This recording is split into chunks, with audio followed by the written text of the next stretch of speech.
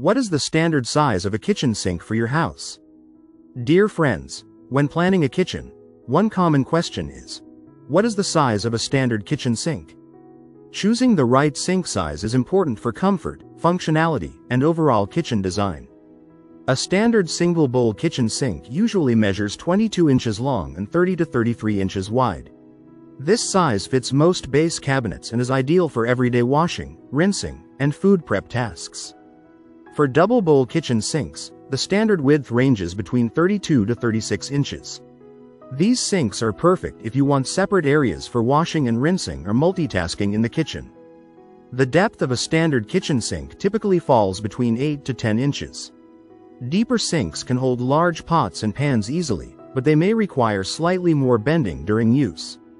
If you have a compact or modular kitchen, smaller sinks around 24 to 25 inches wide are also available.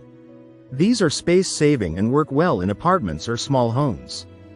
Before finalizing your sink, always consider your cabinet size, countertop layout, and plumbing space.